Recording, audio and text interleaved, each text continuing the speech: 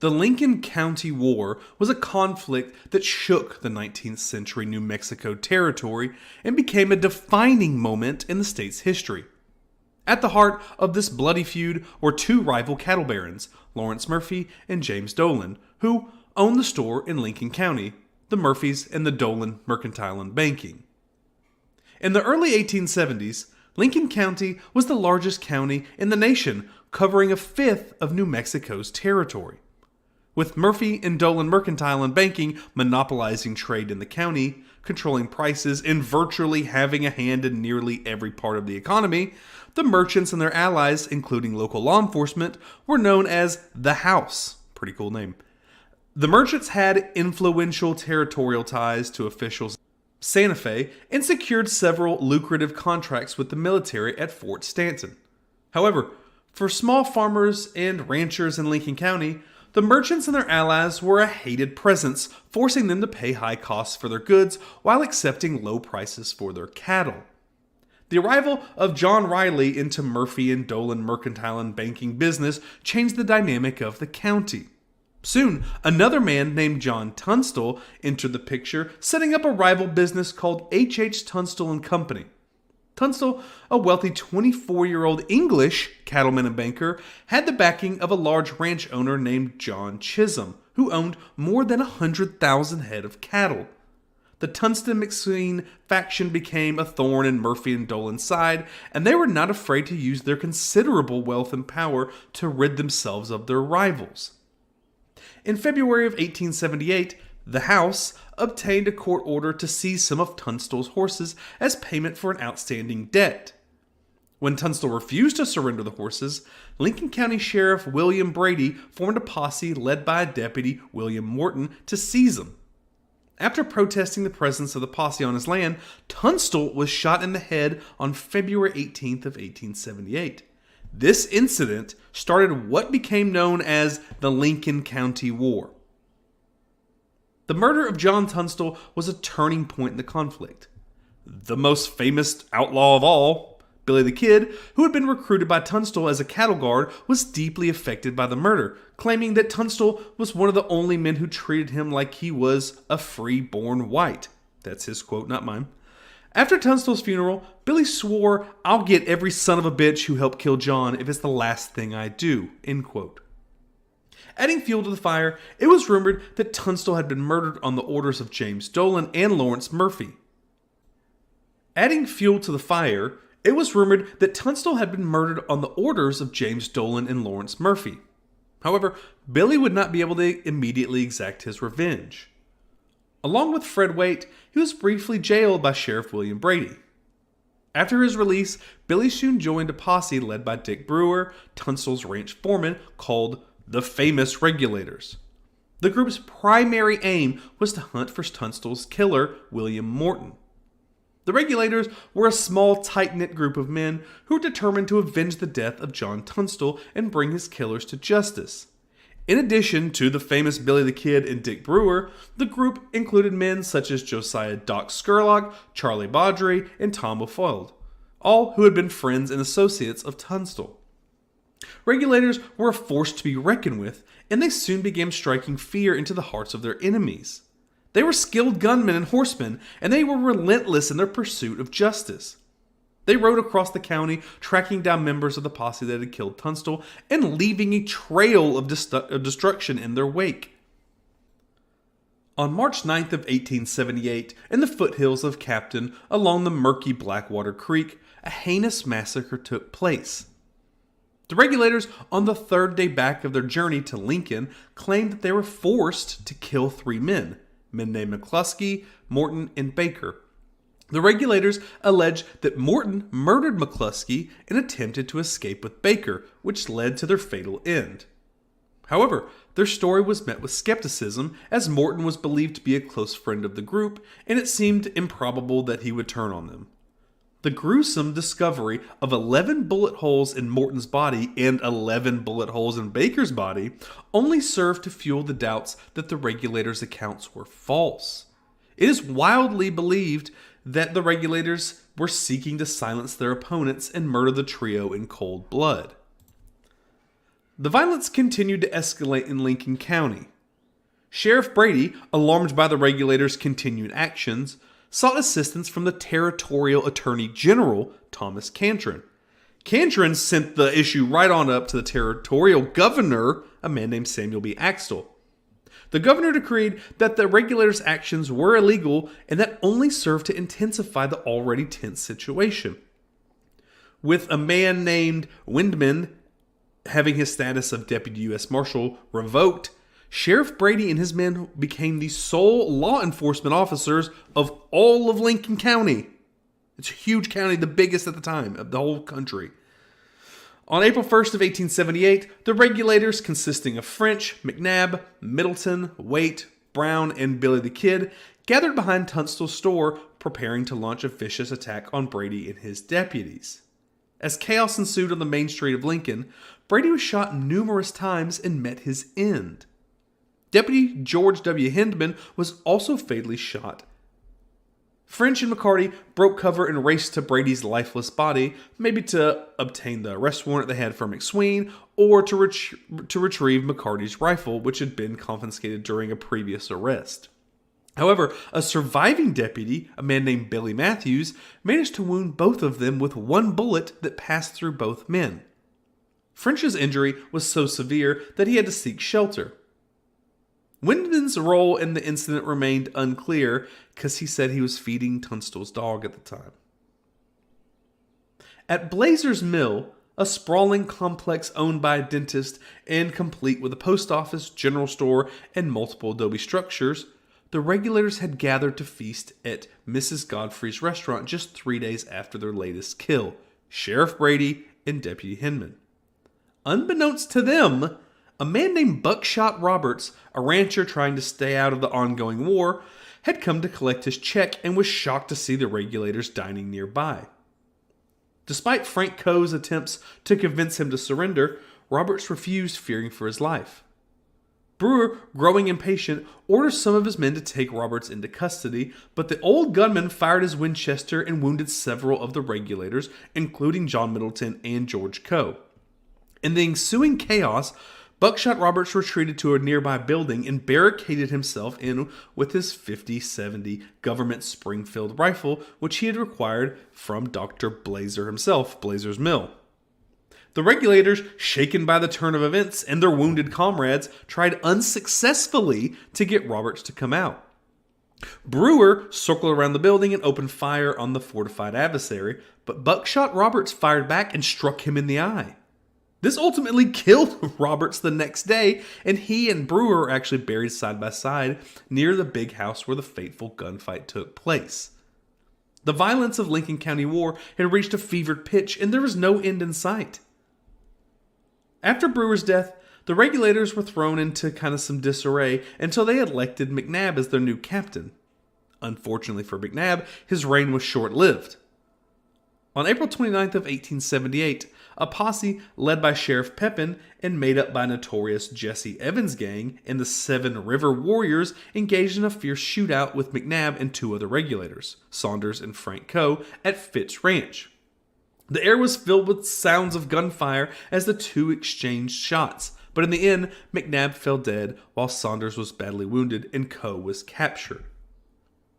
The aftermath of McNabb's death was chaotic. The next day, 4 members of the Seven Rivers posse were found dead in Lincoln. Though the regulators were blamed, no one could prove their guilt. Meanwhile, Frank Coe escaped from custody with the alleged help of Deputy Sheriff Wallace Ollinger, who reportedly gave him a pistol.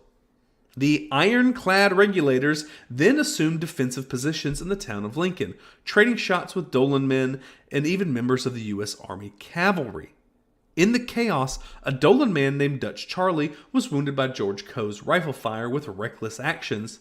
The regulators had earned themselves a set of new enemies. But the regulators refused to back down.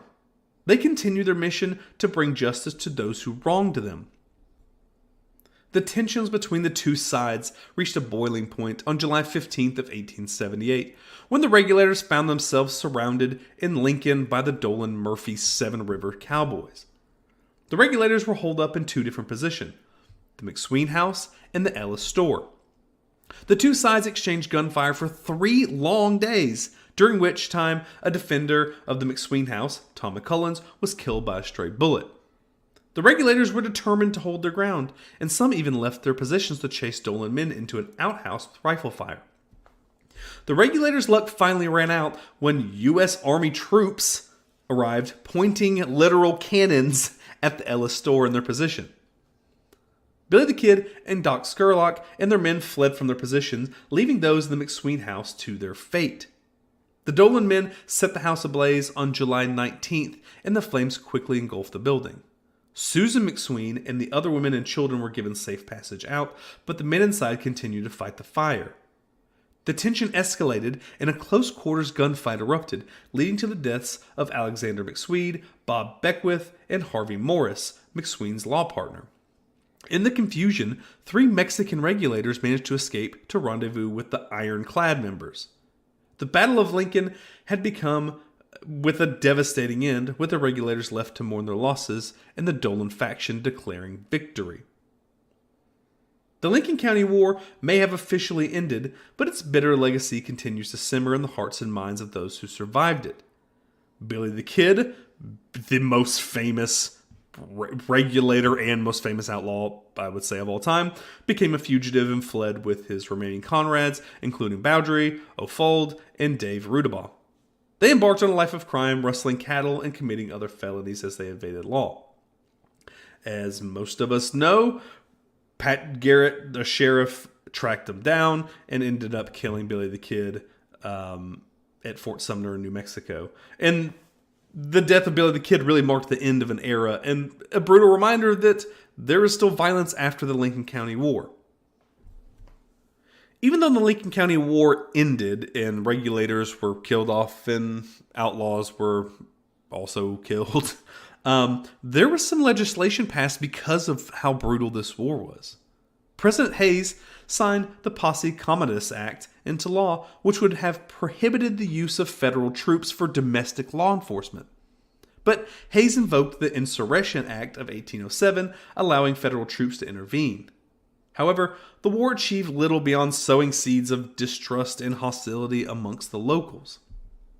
The death of Murphy from cancer brought some closure to the conflict, but did little to heal the wounds. Susan McSween, Tunstall's widow, hired an attorney to pursue charges against Dolan and the others. She also worked toward amnesty for the Regulators. On the first anniversary of Tunstall's murder, Billy Campbell and Evans killed her attorney, Huston Chapman, and fled the territory. Dolan, who was allegedly involved in the murder, was indicted but later acquitted. Dolan eventually acquired all of Tunstall's property and lived on his ranch until his death in 1898. On the other hand, Susan McSween, who inherited land after the war, established a ranch in Three Rivers, New Mexico, and became a prominent cattle rancher. Her holdings grew to some of the largest in the territory, averaging between 3,000 and 5,000 head of cattle. She died a very wealthy woman in 1931 at the age of 85, and her legacy is a reminder of the turbulent times of the Lincoln County War. The legacy of this war lives on today. Many historians consider this to be one of the defining conflicts of the American Wild West. It was a time of lawlessness and violence, a time when men were killing to risk everything for honor and revenge. And although the war itself was brief, its impact was felt throughout the regions for years to come. On a fateful Thursday, April 14th of 1881, a mere 3 days into his new role as town marshal, Dallas Stoudemire found himself catapulted into the annals of Old West history.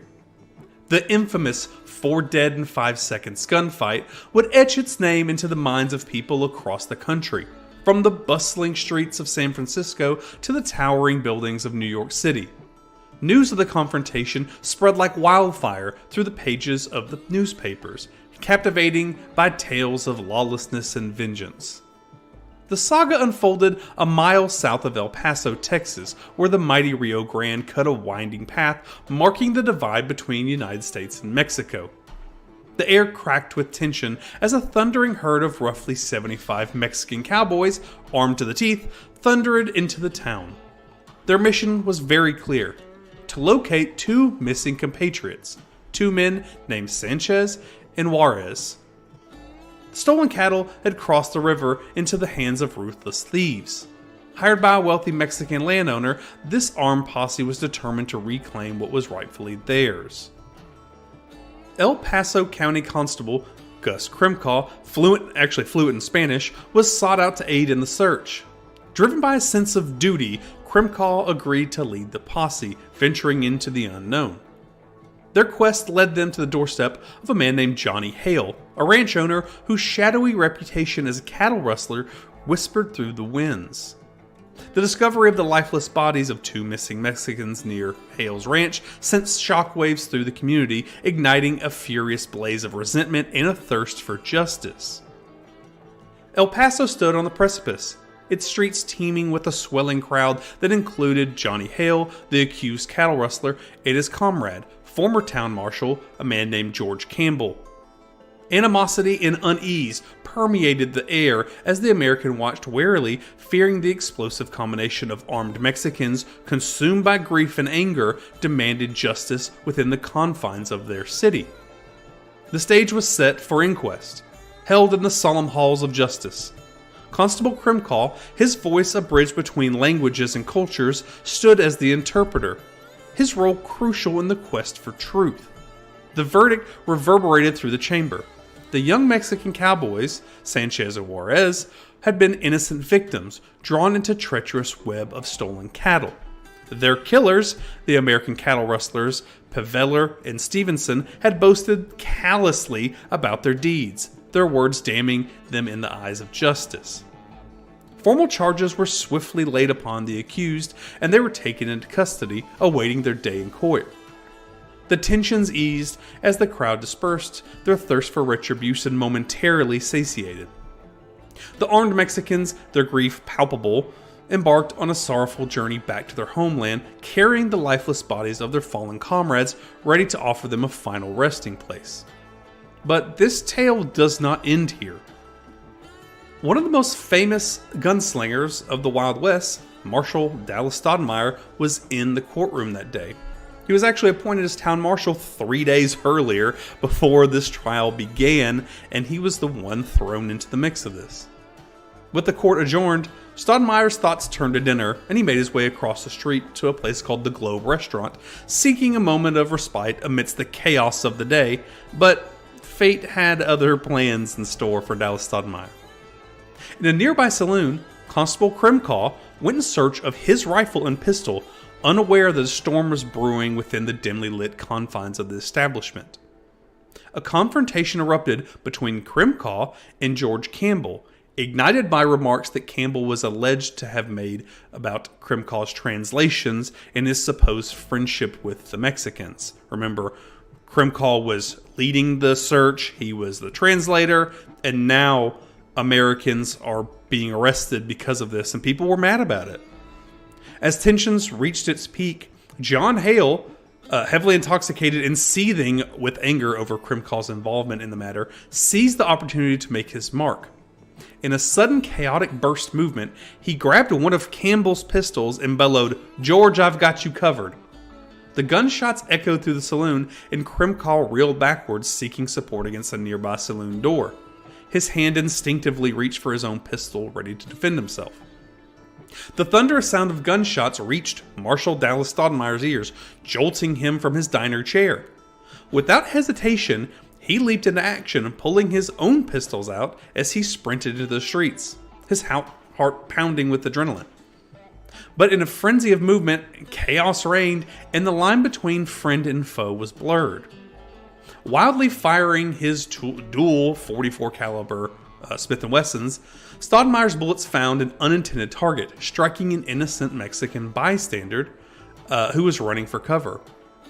The tragic scene unfolded in a mere seconds as John Hale sought refuge behind an adobe pillar, peering out cautiously.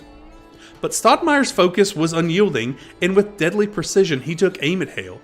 A single shot pierced the air, finding its mark between Hale's eyes, ending his life instantly. The streets were stained with the blood of those whose path had crossed on this fateful day. Meanwhile, Campbell emerged from cover, pistol drawn, but seeing the lifeless body of Hale laying on the ground, he shouted at Stoudemire that this was not his fight. Yet, amidst the chaos, Krimkaw, grappling with like a mix of pain and confusion, mistakenly believed that Campbell was responsible for his own wounds, and without hesitation he fired at Campbell and shot him with pretty devastating accuracy. The first bullet shattered Campbell's gun and broke his right wrist, causing him to drop his weapon. But in a bid of survival, Campbell scooped up his fallen pistol with his left hand, with his body pretty much racked in pain. Stoudemire, now not tangled up with the deadly dance with Hale, whirled backwards towards Campbell and unleashed another shot, hitting him in the foot. The agony was unbearable, and Campbell clutched his stomach, collapsing to the ground. With chilling composure, Stoudemire walked slowly towards Campbell, his eyes locked on his fallen adversary. In the midst of the agony, Campbell's voice erupted with fury, accusing Stoudemire of murder. But the marshal remained silent, and his resolve was unwavering. In the matter of just a few seconds, 4 men lay dead or dying. Their lives are intertwined in violence and vengeance. The streets were stained with the consequences of their action, and a silence fell over the scene. 3 Texas Rangers stood nearby, witnessing the carnage, but kind of remained aloof, convinced that Stoudemire had the situation well under hand. He was the deputy marshal of El Paso. The echoes of the gunfight would resonate through the town for years to come, forever altering the course of history in El Paso. In the aftermath of the deadly counter, Stoudemire's legend would grow, shrouded in both awe and fear, as the cost of justice and revenge played out in the untamed landscape of the Old West.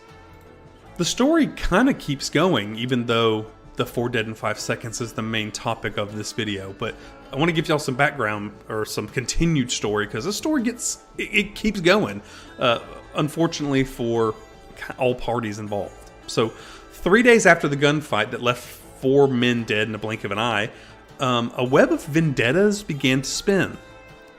James Manning, fueled by a deep hatred and burning desire for revenge, sought to settle the score. He approached former Deputy Marshal Bill Johnson, a man seething with rage from public humiliation and with a twisted plan in mind: convince him to assassinate Dallas Stoudemire. The night was heavy with darkness as Johnson, the former deputy, lawman of the Wild West, drowned in alcohol, concealing himself behind a massive pillar of bricks, clutching a loaded double-barrel shotgun. The voices of Dallas Stoudemire and his brother-in-law, Stanley Doc Cummings, reached his ears, and his hands trembled with fear and fury.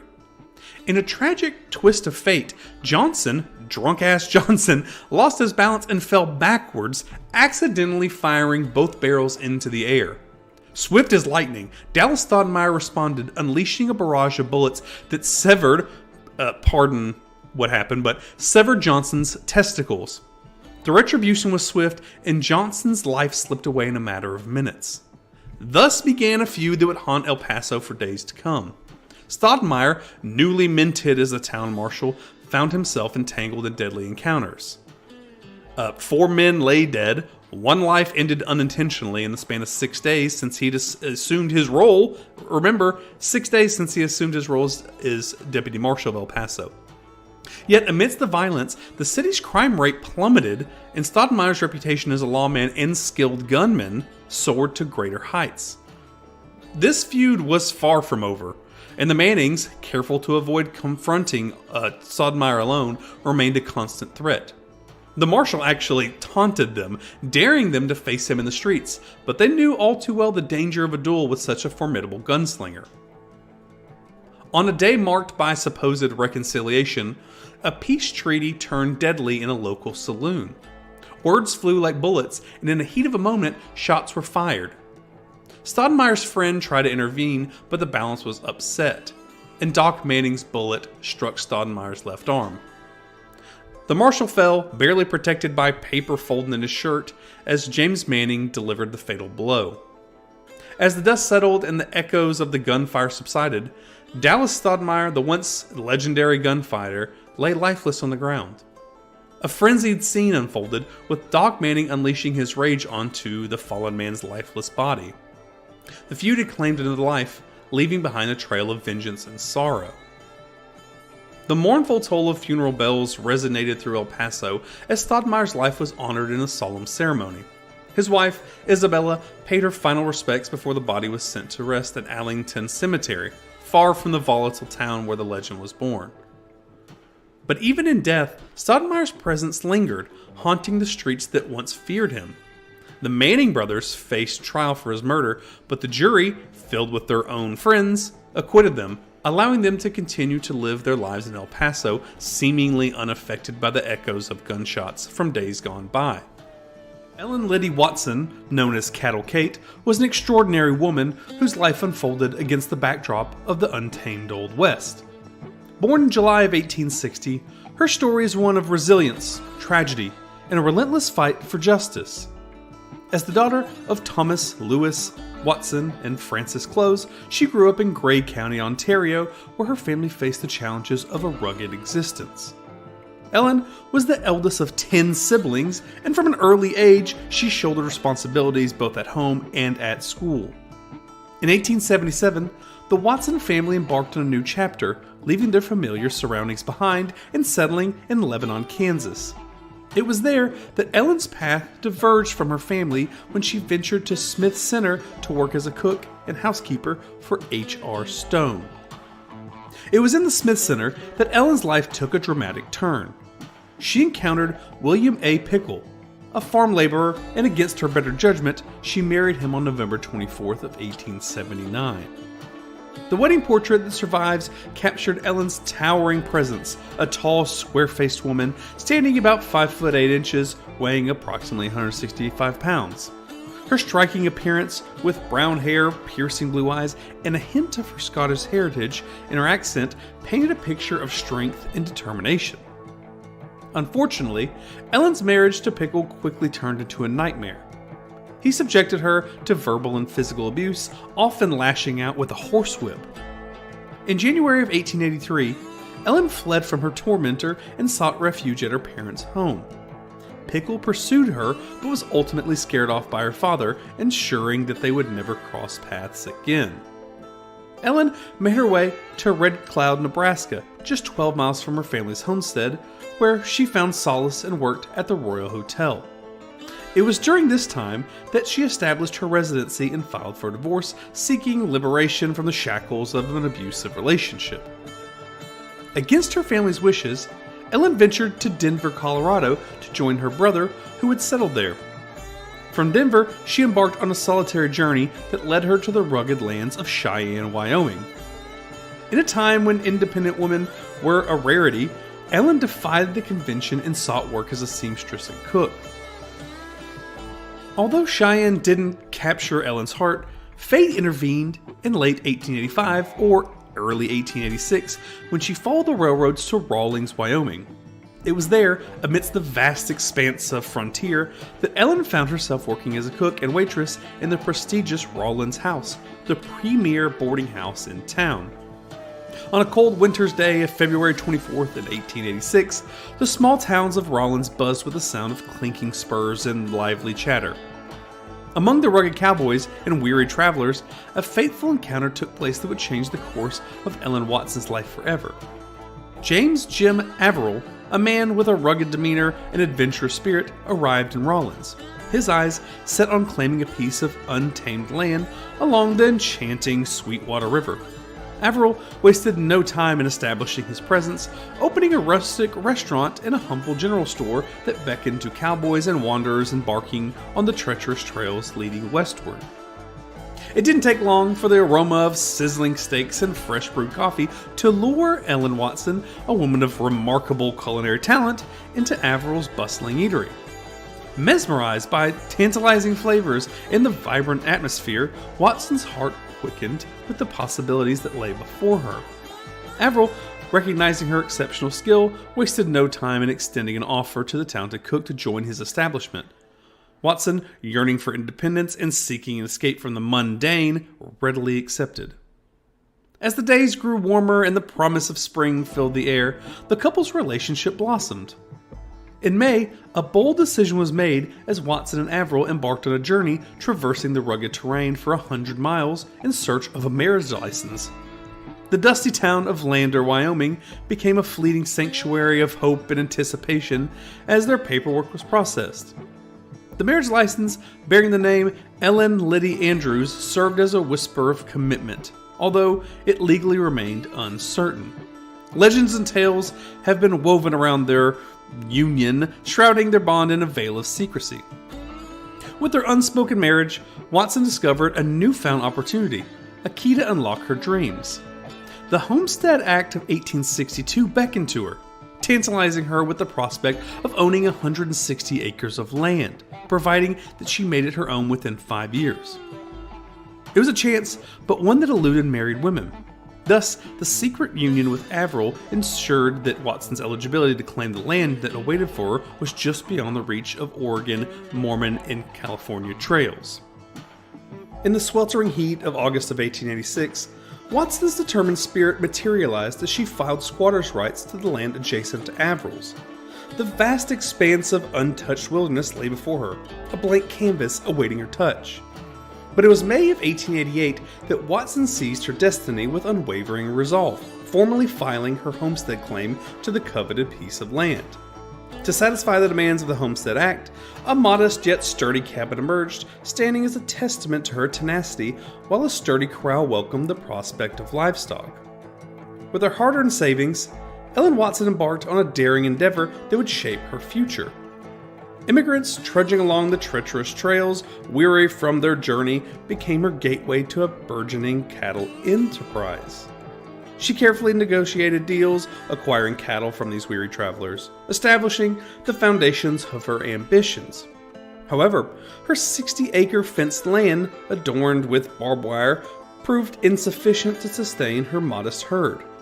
In the vast expanse of the American West, ranchers roamed and cattle grazed freely on public land, so Watson was faced with a daunting challenge. In the year of 1872, a powerful alliance was born. The Wyoming Stock Growers Association, or WSGA, emerged, a formidable force forged by 24 influential cattlemen with vast ranches. Their collective aim was to safeguard their rights to the open range, ensuring that cattle thrived under the expansive skies. The harsh snow winter of 1880-81 dealt a devastating blow to these ranchers, burying their livestock under towering snowdrifts. It was in the wake of this catastrophe that ranchers, including Watson, sought alternatives to sustain their cattle through the harsh winter months. The cultivation of hay became their lifestyle, demanding access to water for its successful growth, a vital resource that now held the key to their survival. Nestled amidst the enchanting landscape claimed by Watson and Averill, a shimmering ribbon of life flowed. Horse Creek, a precious mile of rippling water that coursed through their domain. It promised sustenance and prosperity, an invaluable asset in the realm of ranching.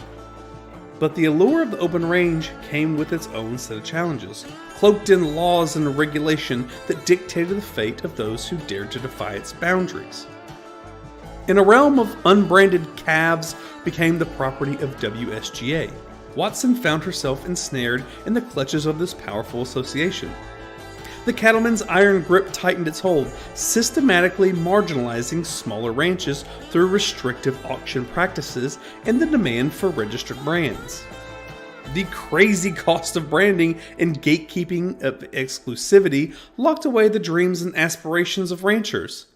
The fate of brands lay in the hands of a committee swayed by the whims and biases of the Cattlemen's Association, effectively silencing the voices of those who dared to challenge the status quo. Watson and Averill persisted in their pursuit. They faced repeated rejection as they filed brand application, each denial a blow to their hopes and aspirations. Yet, within the obstacles, a silver opportunity emerged. In a twist of fate, Watson acquired a previously registered LU, its altered pronunciation, a whispered tribute to her own name, Ella. With the ebbs and flows of triumph and setbacks, a man named Albert John Boothwell cast his eyes upon Watson and Averill's land. As the embodiment of wealth and power, Boothwell, despite his claim to land beyond his own property, repeatedly sought to seduce them with huge offers. Yet, they weren't deterred by the riches that Boothwell was throwing their way. The couple clung to their dreams, refusing to yield the hard-won domain to the temptations that swirled around them. Empowered by her newfound brand, Watson embarked on a pivotal moment of her journey. In July of 1889, as her witness, the branding iron seared the flesh of her cattle, making them her own. 41 cattle, bearing the scars of her ownership, became the testament to her resilience, a symbol of her perseverance amidst the adversity she had faced. It was in pursuit of securing her livelihood that Watson, perhaps unknowingly, stepped on the toes of fate. Filed for approval to construct a water ditch, a conduit that would breathe life into her parched lands. Little did she know that her actions would ignite a powder keg of retaliation and retribution.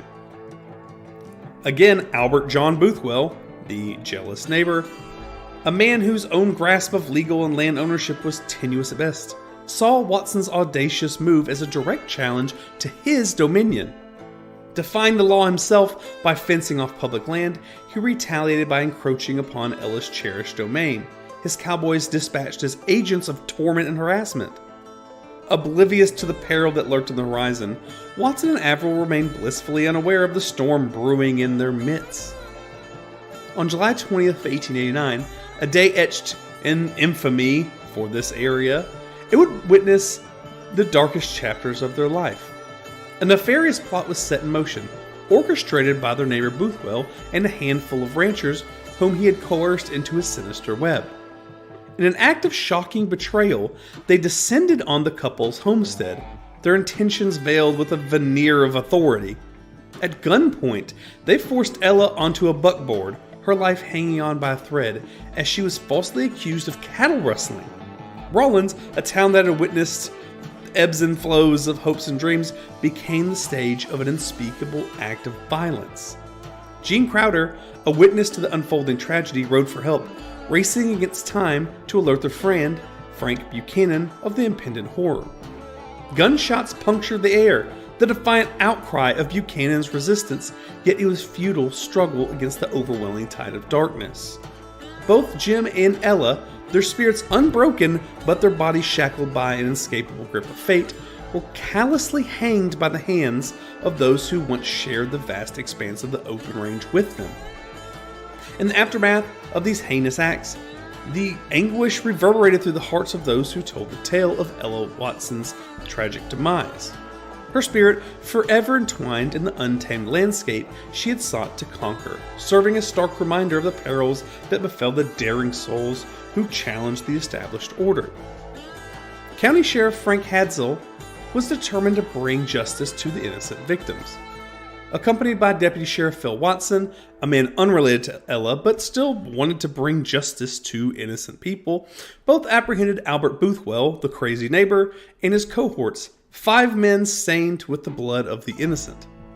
People were hopeful that a trial would bring them to justice, but there was a weird feeling in the wind.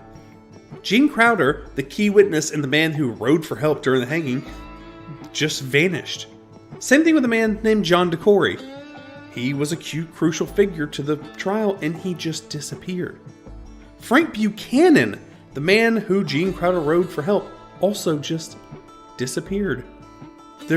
The papers didn't know, the town didn't know, just whispers.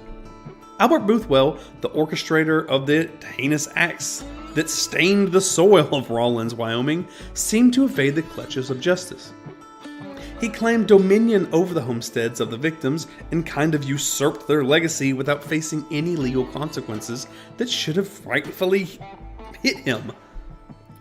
Albert Boothwell's audacity led him to running his ranch unscathed, and his actions are a grim reminder of the imbalance of power that reigned in those lawless territories.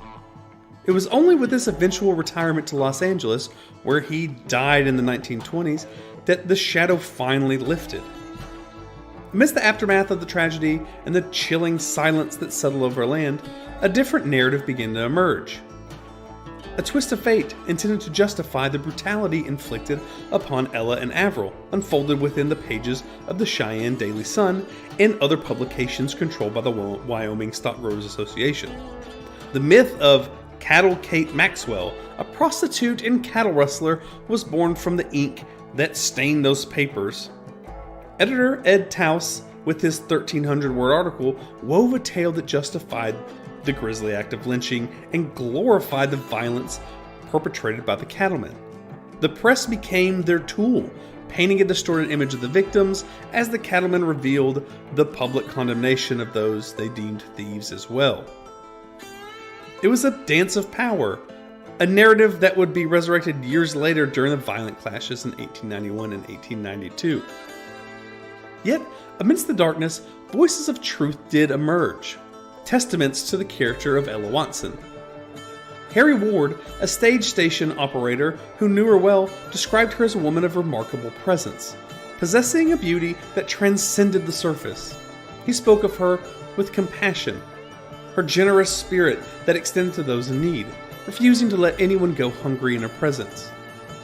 The words of those who knew her echoed through the corridors of time, painting a portrait of a woman who defied societal norms and held a heart longer than a vast expanse of Wyoming landscape. Ella Watson's fate, sealed by a hangman's noose, forever branded her as the only woman to face such a brutal end in Wyoming. Her tragic demise, intertwined with that of Avril, became a symbol of the contempt and disregard that society held for rustlers during the tumultuous era. For decades, the myth of Cattle Kate Maxwell persisted into the latter part of the 20th century, when composer George Huffsmith embarked on a journey to unearth the truth. His research, fueled by revelations shared by Watson's own family, led to a biography that brought Ella Watson out of the shadows of distortion and into the light of truth. Through his efforts, the Cattle Kate myth began to crumble, revealing the woman behind the legend, her story etched with resilience and defiance. In 1989, a marker was erected at Ella Watson's gravesite by her devoted relatives, a solemn tribute to honor her memory and acknowledge the injustice she endured. It stood as a testament to her life and a reminder to the dark chapter in Wyoming's history. Ella Watson's legacy endures a symbol of resilience and a testament to the fight against injustice. Her memory serves as a reminder that echoes of the past, however distorted, can be unraveled and unwritten, restoring the truth and honoring the lives that history has sought to bury.